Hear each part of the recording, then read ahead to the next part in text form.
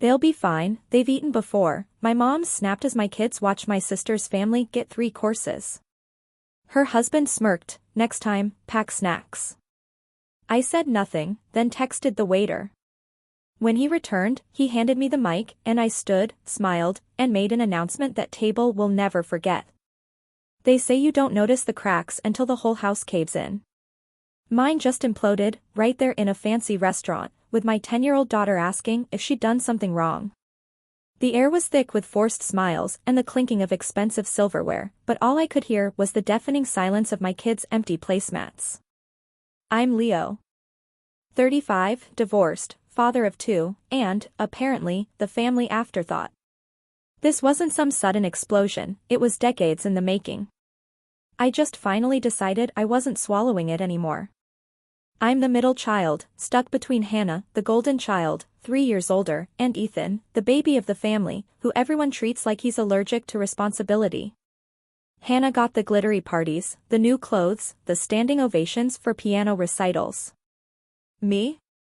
Polite claps, good job. I told myself I was just less charismatic. I became the quiet observer, the helper, the kid who didn't complain. I guess I played that role long after I grew up. I moved out early, worked through college. Hannah's tuition was covered. Ethan flunked out twice, still got a car at 21. Me? I didn't ask. I knew the answer. After my divorce, I moved back to Richmond to be near family, more for Caleb and Mia than for me. I wanted them to have grandparents, cousins, that village thing. My twins are 10 now. Bright, polite, endlessly curious.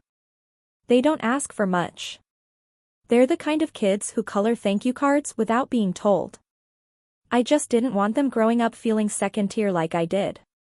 But you can't protect your kids from everything, especially not your own family. The signs were always there. Hannah's kids, Sam and Chloe, always got the prime seats, the biggest Christmas presents, the first slices of cake. Hannah always made her kids seem just a bit more special. One Easter, she brought personalized baskets for her kids, filled with chocolate bunnies the size of a toddler. My kids got grocery store jelly beans from my mom. That's it.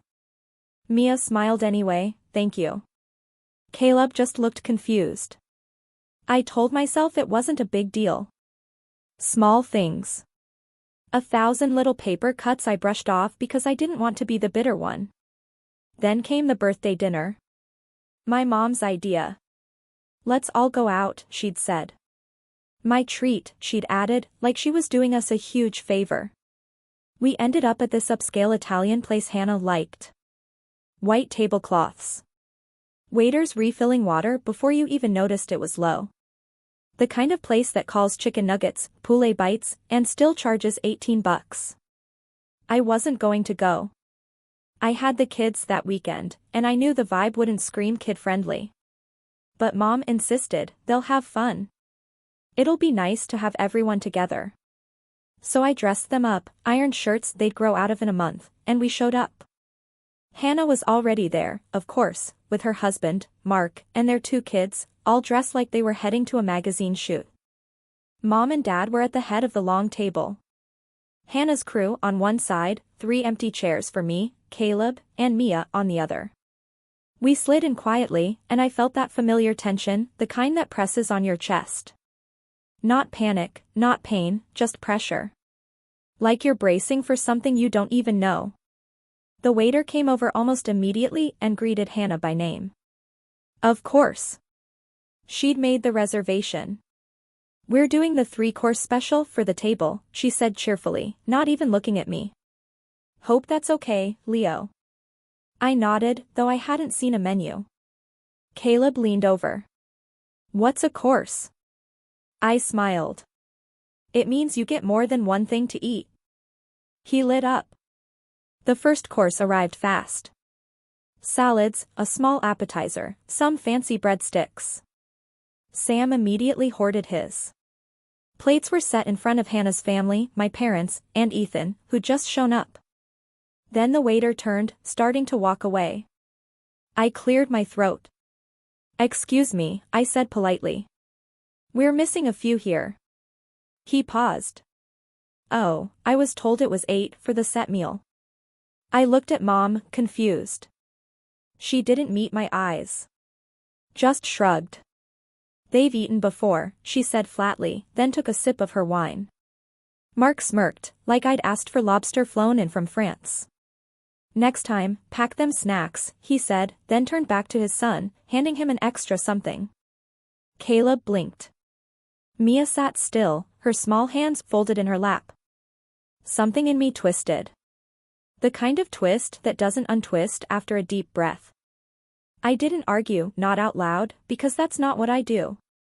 I looked at my mother, then at my sister, who was already laughing at something Mark said. And that's when it hit me. Not just what they were doing, but that they didn't even care they were doing it in front of my kids. That's when I made a decision. I pulled out my phone, opened the Notes app, typed something fast, then flagged down the waiter when he returned to clear the first course. I smiled, handed him my phone, and said quietly, "Can you do me a favor? Bring this to your manager and ask if it's possible. I'll pay extra if needed." He read it, looked at me, then nodded. "Absolutely, sir." He walked off. I looked back at the table. Hannah was scrolling on her phone. Mark was bragging about his promotion. Mom was picking arugula out of her teeth with a cloth napkin, like it was perfectly normal to exclude 2 10-year-olds from a meal. Caleb tapped my arm. "Dad," he whispered. "Are we not getting food?" I smiled. "Just wait," I said. "We'll eat." 20 minutes later, the waiter returned. Not with plates. With a microphone. He handed it to me, smiling like we had a shared secret. I stood up, but I didn't speak into it right away. I just stood there for a second, holding it like a glass of water that might shatter if I squeezed too tight. Every pair of eyes turned toward me. Hannah's brow furrowed. Mark smirked like I was doing a stand-up bit. Mom set down her wine glass with a clink that felt louder than it was. Caleb and Mia looked up at me, confused, concerned. I gave them a soft smile. Then I set the mic down gently on the table beside my plate and sat back in my chair. Not yet. I wasn't ready to make that moment about words, because the betrayal wasn't just that night. It was years, maybe even decades, of being told without words that we weren't enough, that my kids weren't enough. And now I saw it all so clearly. The cracks I used to patch over with excuses and silence had finally split wide open, and I couldn't unsee it. The rest of dinner only made it worse. They got their entrees next. Steaming plates of handmade pasta, grilled salmon, buttered vegetables, steak with red wine reduction. Caleb leaned forward just a little as a plate passed him, and I saw the flicker of hope in his eyes. That childish, innocent kind that hurts when it gets crushed. But the waiter never stopped in front of us. He moved on like we weren't even there. I clenched my jaw and said nothing. Mia was quieter than usual. She just watched Chloe dig into her meal like it was a cooking show. Eyes moving from fork to mouth to fork again. I noticed how she tapped her fingers on the table. 1, 2, 3, pause. 1, 2, 3, pause. A nervous habit she'd started last year when her teacher called her too sensitive. I remembered comforting her, telling her it was okay to feel things deeply. But this? This was something else. This wasn't a misunderstanding. This was a choice. I caught my mother watching me then, not the kids. Me. Like she was waiting for me to cause a scene. Her lips pursed in that way they did when I disappointed her without speaking. When I didn't show up to Hannah's Christmas brunch because I was sick, she wore the same look. When I forgot Ethan's birthday once after working a double shift to pay my rent, same look. She didn't look at me like a son. She looked at me like a crack in the family photo she wished she could Photoshop away. Hannah finally broke the silence from their end.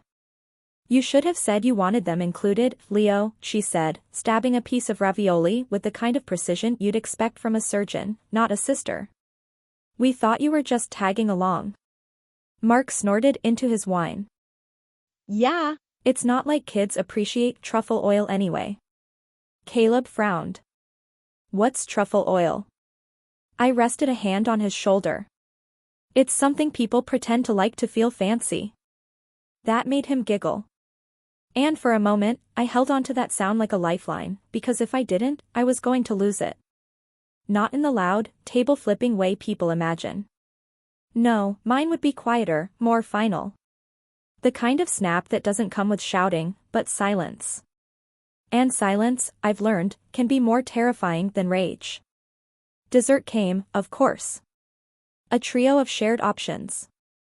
Tiramisu, panna cotta, and something with caramelized figs. The kids watched as the plates landed one by one, each time just out of reach. Mark offered his daughter a spoonful with a big, and said, "Isn't this amazing? Not too sweet, right?" No one offered to share. Not even a taste. I glanced at my mom again. Still nothing. And then Mia asked the question that undid me. Did we do something wrong? She said it so quietly I almost missed it. I leaned down. What do you mean, sweetheart? She looked at her napkin, folded perfectly in her lap. I don't know. Maybe Grandma's mad at us. Or Aunt Hannah, because we didn't get dinner. Caleb chimed in. Maybe it's like that time we were late to Chloe's recital and Grandma said we were rude. That's when something inside me cracked. Not all at once, but enough. Enough to let something in, or maybe something out. I just knew I didn't want to explain away their pain anymore. I didn't want to hand out excuses for other people's choices like candy. Not to them.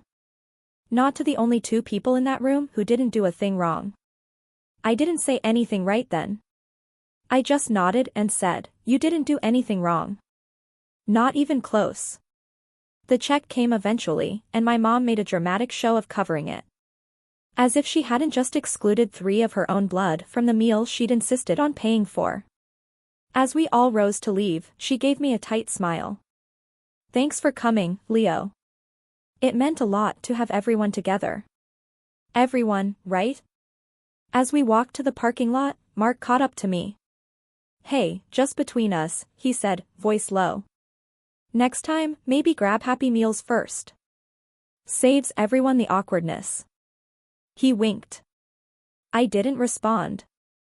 I think my silence disappointed him. He probably wanted a reaction, but I wasn't going to waste it there. Back at the car, I buckled the kids in. Mia was half asleep already. Caleb leaned against the window, tracing something into the fogged glass.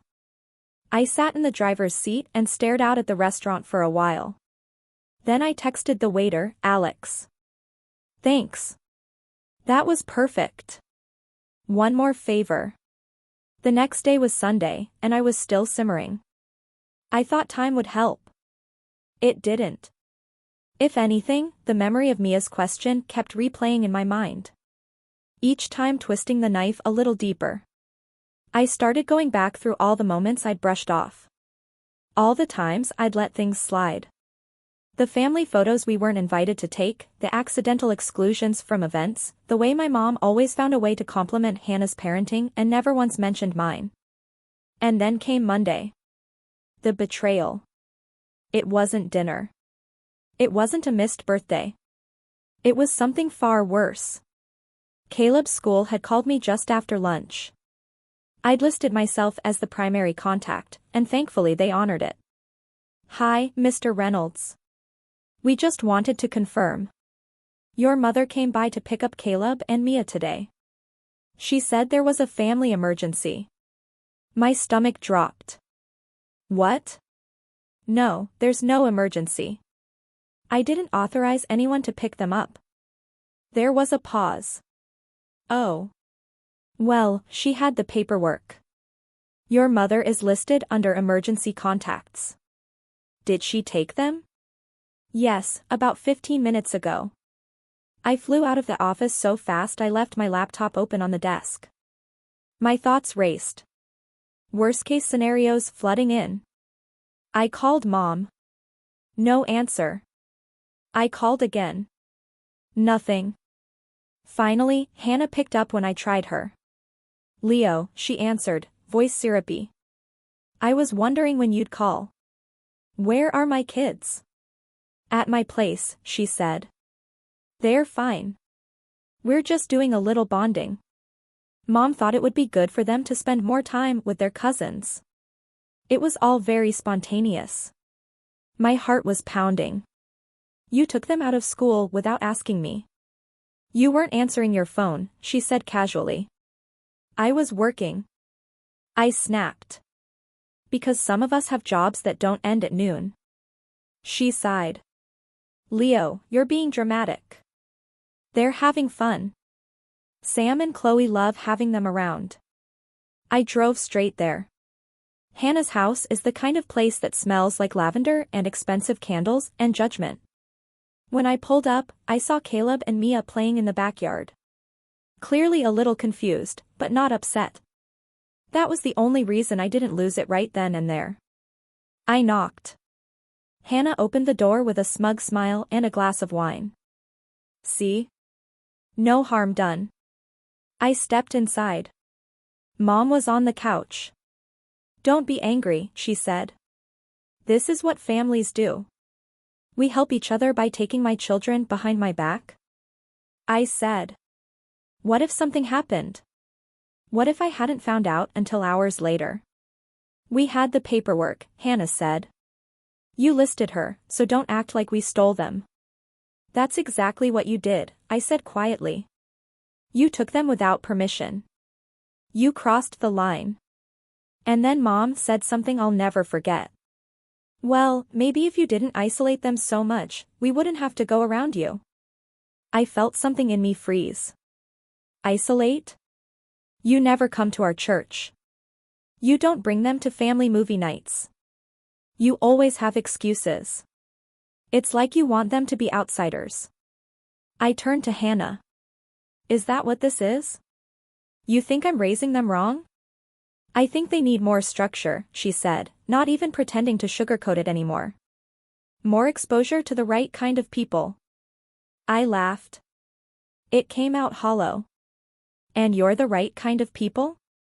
Hannah raised an eyebrow. Compared to what, Leo? I walked out without another word.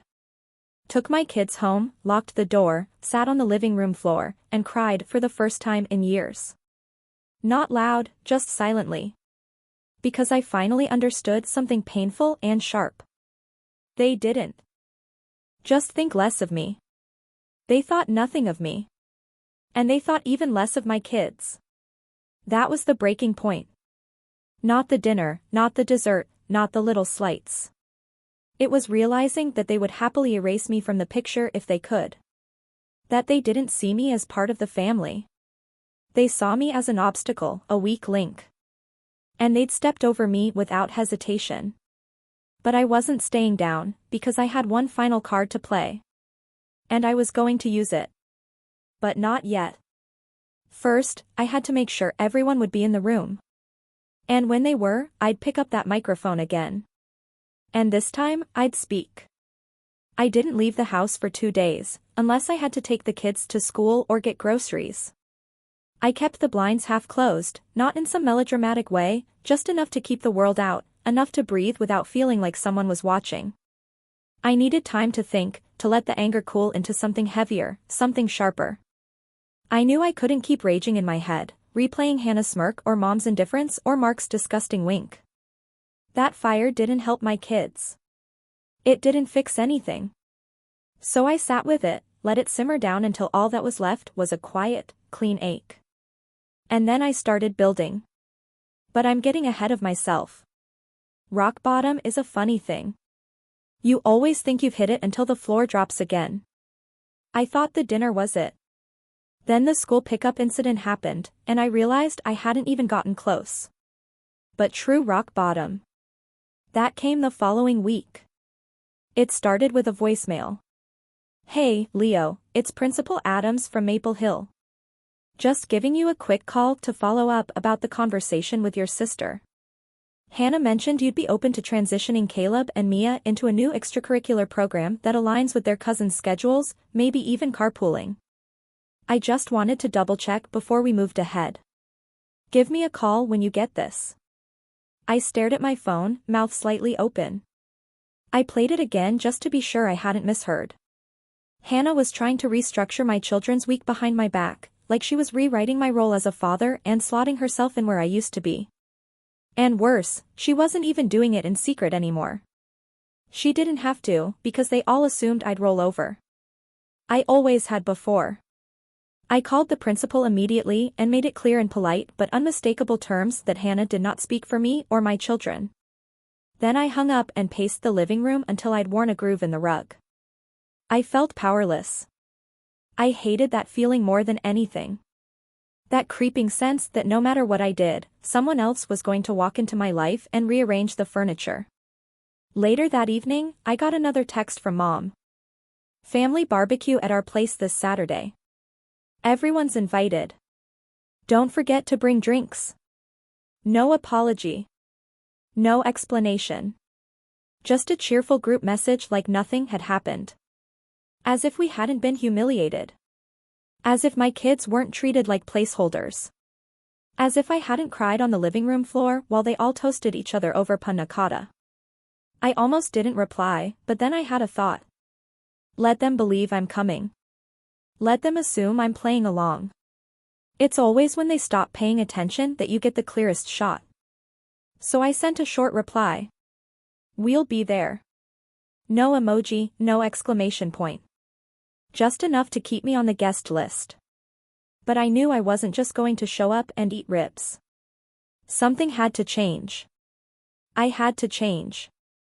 And that meant building something they couldn't touch. The next few weeks were quiet, not emotionally, but outwardly. I didn't confront them.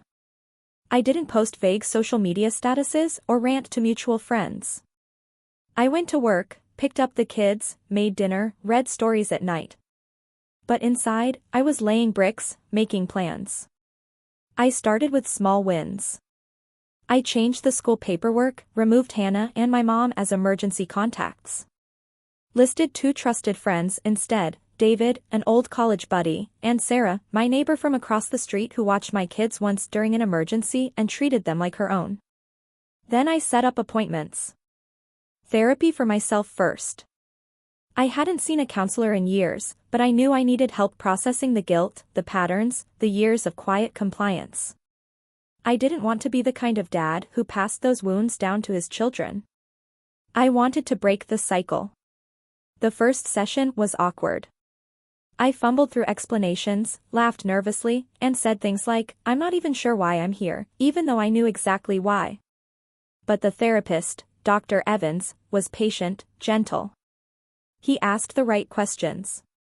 Not just about the dinner or the school pickup, but about before, the years of invisibility, the moments I'd buried.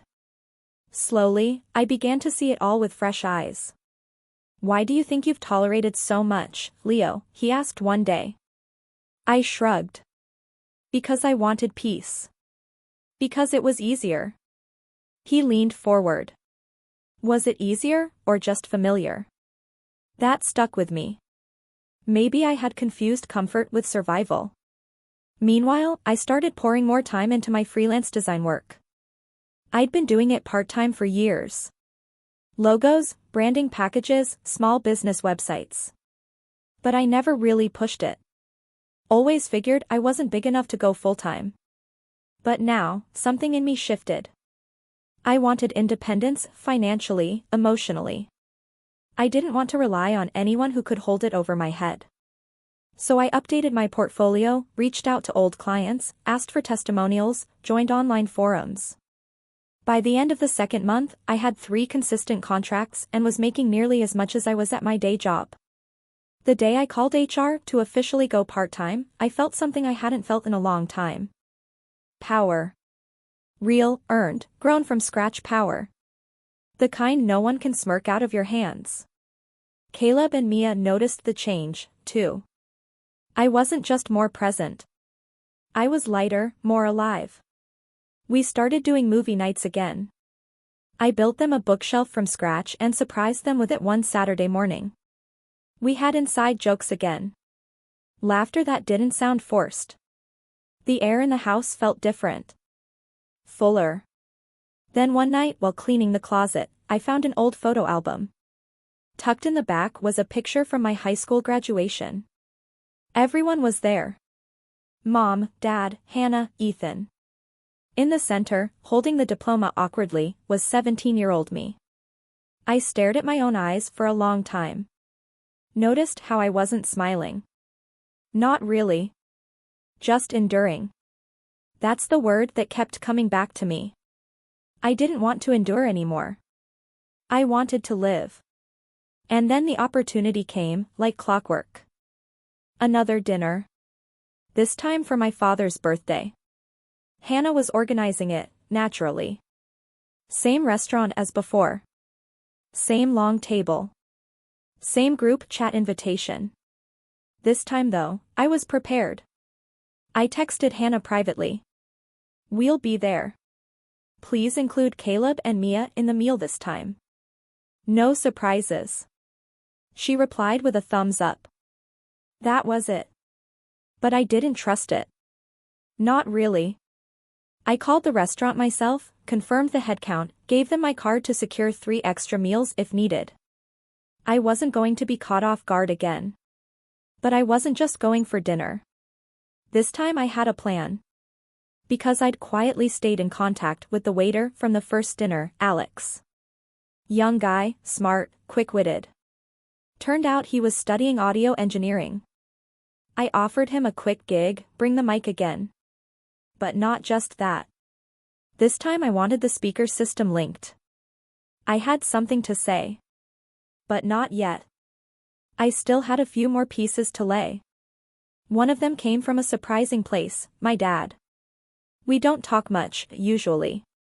He's always been quiet, the kind of man who lets my mom make all the decisions and keeps his head down. But one afternoon, he showed up at my place. Said he was in the neighborhood, but I knew that wasn't true. I heard about what happened, he said, standing awkwardly in the doorway. I raised an eyebrow. Which part? He sighed. The school. Hannah. The kids. I nodded slowly, and he looked down. I didn't know it went that far. I let the silence stretch. Finally, he said, your mom, she means well. But she sees the world a certain way. And Hannah, well, she's always been persuasive. She's always been cruel, I corrected. He didn't argue. Before he left, he placed an envelope on my table. Something I've been meaning to give you. It's not much, but I want you to know I see you. Always have. I just didn't know how to say it. Inside was a check. $5,000. I never cashed it, but I kept it. Not for the money, for the note scribbled on the back, proud of the father you've become. Don't let them make you doubt it. That night, after the kids were asleep, I sat outside and stared at the stars. Thought about that boy in the photo. Awkward, tired, barely holding it together. I thought about how far he'd come, how far I'd come. And for the first time in a long time, I felt proud. Not because of revenge, not because of proving anyone wrong, but because I finally knew my own worth. And I knew beyond a shadow of a doubt that no one at that table could take it from me anymore. Still, that didn't mean I wouldn't show them exactly who they'd underestimated, because the birthday dinner was coming. And when I picked up that microphone again, this time I wasn't asking for a plate. I was serving something else entirely. The restaurant looked exactly the same. That was the first thing I noticed when we pulled into the lot on the evening of my father's birthday. Same valets in crisp black uniforms. Same flickering lanterns outside the entrance. Same glass windows fogged just slightly with the warmth of conversation and expensive food inside. But something about the night felt different. Maybe it was the chill in the air. Maybe it was the stillness in me, because this time I wasn't nervous. I wasn't waiting for the next slight. I was ready. Do you think they'll feed us this time? Caleb asked as I straightened his collar in the back seat. I smiled faintly. I think they'll be too busy watching to notice what we're eating. Mia giggled beside him, clutching the little notebook she always brought to dinners now. If they forget again, I'm writing it down. Page 1, they were very rude and I'm deducting points. I ruffled her hair. Fair enough, Judge Mia. As we walked into the restaurant, the hostess looked up and smiled. Mr. Reynolds, right? That's me. She handed me a slim envelope from Alex. Said you'd understand. I opened it quietly and slid the contents into my inside coat pocket without letting the kids see. Just a small key card and a folded note, systems ready. Flip the switch when you're ready for them to listen. The mic was already arranged, too. Waiting in a stand beside our long reserved table in the back corner. Discreet, almost decorative. Exactly how I wanted it. Hannah hadn't arrived yet, of course. She loved being fashionably late to her own show. Her family made an entrance 20 minutes later. All bright colors and loud greetings and kisses that landed just a little too close to the camera lens someone had brought to document the birthday for memories. My mom was already seated beside my father, chatting with Mark about some summer trip they were planning. She barely acknowledged me, just a nod, a smile that didn't reach her eyes. I didn't mind, because I wasn't there for approval anymore. I was there for closure, and maybe, just maybe, a little justice. Hey, Leo. Hannah beamed like we were old college friends meeting after a decade instead of siblings carrying an unspoken war between them. So glad you could make it. Oh, and you brought the little ones. How fun. I ignored the infantilizing tone. They wouldn't miss Grandpa's birthday. Mark reached out for a handshake. All teeth and smug familiarity. You look good, man. Finally got some sleep? I've been sleeping great, I said with a half smile. Thanks for your concern. Hannah squinted, sensing something beneath the surface. But she let it go. She always did, right up until she couldn't. Everyone sat. The kids took their seats beside me this time, not shoved to the far end like we were waiting for scraps. Alex wasn't our waiter tonight, but he walked by, offered a subtle nod, then vanished into the kitchen. I knew he'd be listening from the booth where he'd set up the mic system and connected the main speakers, usually reserved for wedding parties and live music events. The first course was served. This time, my kids got plates. But I didn't touch mine. Because I wasn't hungry, not for food. Nice turnout, my dad said, looking around the table with a calm satisfaction. Good to see everyone. Not everyone, Mom said, glancing down the empty stretch of the table. Ethan bailed again. Said he had a thing. I swear that boy will be 35 and still chasing high school friends. Didn't know Ethan was coming, I said casually. Oh, we always invite him, she replied with a little sniff. Whether or not he shows, well, that's on him. Hannah turned toward me. Then, wine glass in hand. So, Leo, how are things? Heard from Mom that you went part-time at work. Must be nice having so much free time. I smiled. It's been liberating, actually. Gave me space to launch my own firm. Mark whistled. Oh, look at you. Big man now, huh? What kind of firm? Design, branding, full creative strategy. Already landed a couple big clients. I paused, then added with a thin layer of sugar. You'd know them if I told you. Hannah blinked. The gears turned behind her carefully polished smile. Wow, that's impressive. You should have said something earlier. You didn't ask, I said. But it's okay.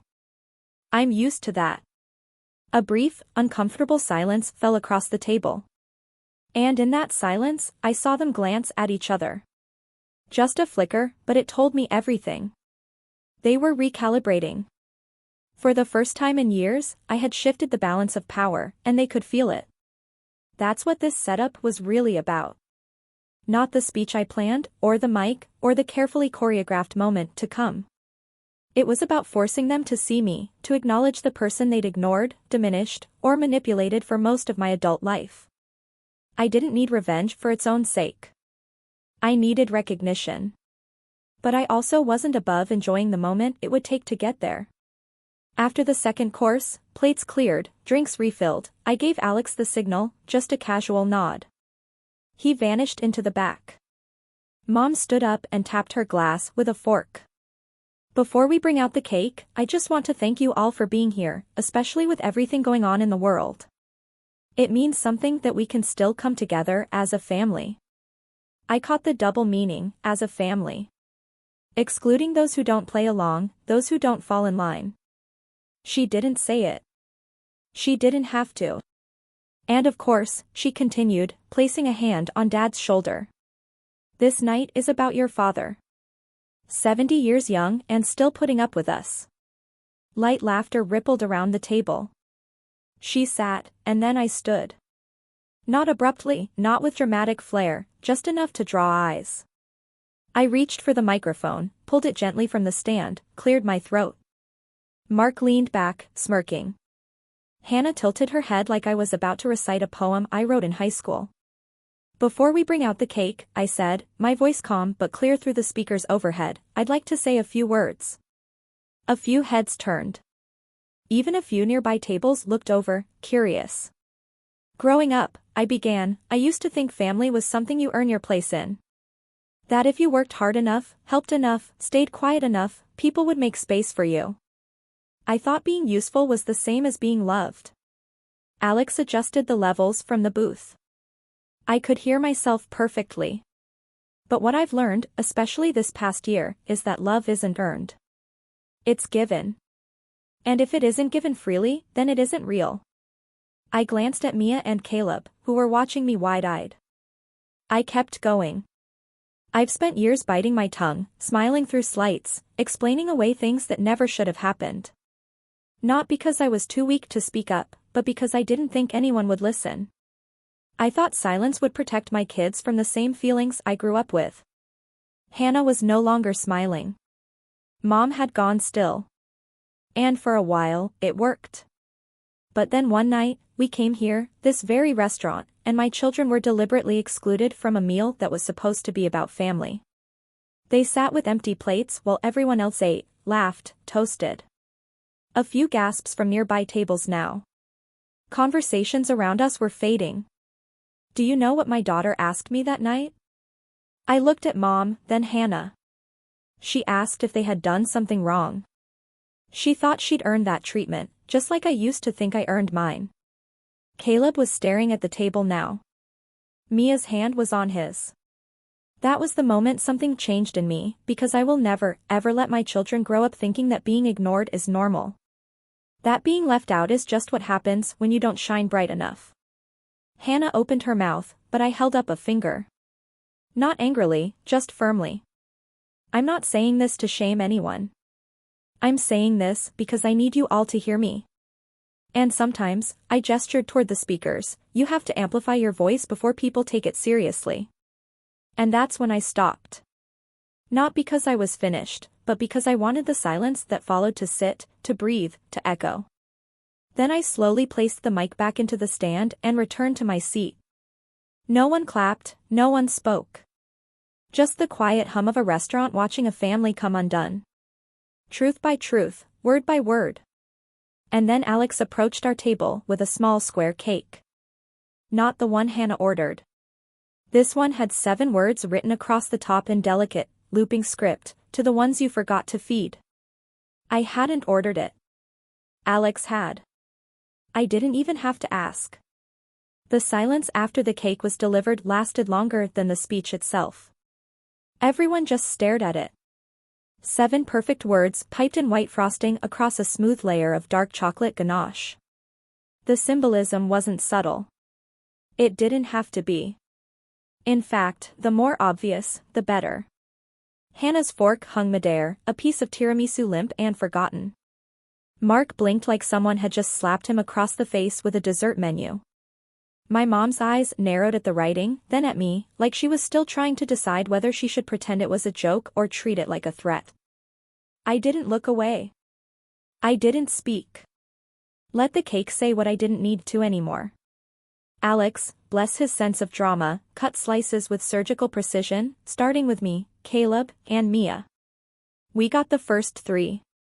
He even placed me a slice on a plate with a tiny candle sticking out of it.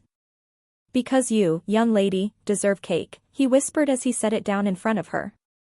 She smiled like the sun had come out. Everyone else? They got served after us. My mom's lips parted as if to protest, but no words came. Hannah glanced at her husband, searching for direction, but Mark had gone silent, clearly realizing there was no clever quip that could rescue them now. It was rare to see him without a smirk, and seeing it vanish was its own kind of justice. They were rattled. Finally, the rest of the dinner moved like molasses. Small talk sputtered, then died. My dad cleared his throat a few times and tried to say something, maybe an attempt to pivot the conversation back to him, to his birthday. But it never landed. No one could think about anything else except the speech, the mic, the cake, the sudden realization that their narrative had cracked open in public.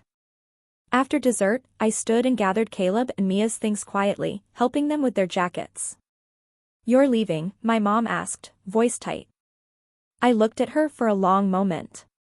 "Yes, but we haven't even done presents yet." I nodded. "I didn't bring one." "I brought something else," I added. "Something a little more permanent." Mark made a sound like he was about to speak, but I turned my back to him. I bent down to Mia's eye level and whispered, "You okay, baby?" She nodded, then looked up at my mom across the table. "Grandma," she said quietly. "Next time, maybe you can remember to feed everyone, not just some." My mom opened her mouth, but Mia didn't wait for a response. She walked out proudly, notebook in hand. Caleb followed, quiet and calm. But there was something different in his walk, a little straighter, a little more solid. I stayed a few steps behind them. Not because I had more to say, but because I wanted the last image they had of me to linger. Not as the background character, not as the peacemaker, not as the filler sibling who took what he got. But as a father, a man, and someone they couldn't bulldoze anymore. The fallout came fast. I didn't expect that part. I thought maybe they'd stew in silence, try to pretend it hadn't happened. But pride is a funny thing. When it gets wounded publicly, it tends to bleed out privately. The first message came that same night from Hannah. "You humiliated everyone. What is wrong with you?" Then a second one 20 minutes later. "Do you feel good about that? You think this makes you the hero?" And then the real reason she was upset. "You know Mom's been crying since we got home, right? If she gets sick again, that's on you." Oh, there it was. The guilt grenade. I didn't reply. Not then, not the next day. Not ever. Let them sit in the discomfort. I'd sat in mine for years. The next week, I got a call from my dad. I hesitated before answering. But then I picked up. He didn't yell. He didn't plead. He just sighed and said, "I should have spoken up sooner." I said nothing. I saw it all, Leo. I just never knew what to do about it. I let that hang there. Then I said, "You could have done something. You still can." "I'm trying." He replied, "I told your mother that what happened was her wake-up call. I don't think she's ready to admit it yet. Then she's not ready to see me." He was quiet for a while. Then he said, "For what it's worth, your kids are lucky to have you." That meant more than I expected. I didn't need a flood of validation, just one honest line. I took it and moved on. 2 weeks later, I got a letter in the mail. Not a text, not an email, an actual letter from my mother. Handwritten on her floral stationery. "Leo, I don't know what I did to make you hate me, but you've made your point. Whatever your issue is with Hannah, I wish you'd kept it between you two. What you did at the restaurant was cruel. You embarrassed us. You ruined your father's birthday. If you want to be part of this family again, I suggest you apologize." I folded the letter slowly, placed it back in the envelope, and tucked it into the bottom drawer of my desk. Then, I added her number to my blocked list.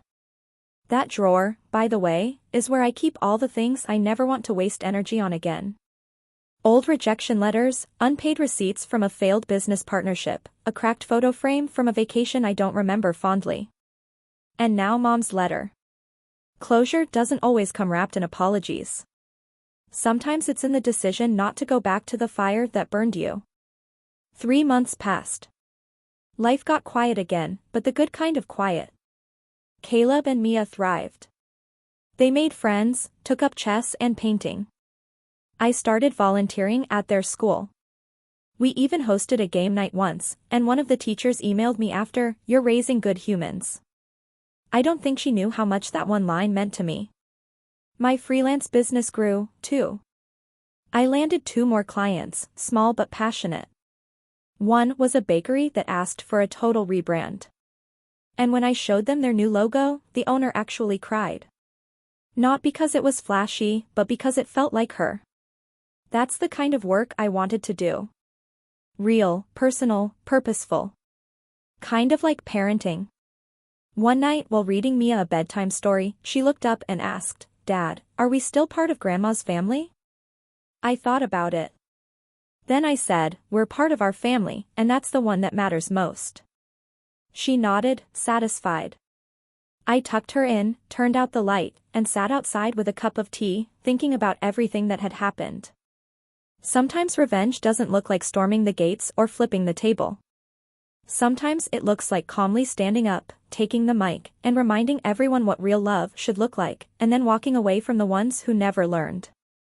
Because the best revenge isn't a speech. It's peace. It's showing them you don't need their table. You built your own, and it's full. What would you have done differently in my situation?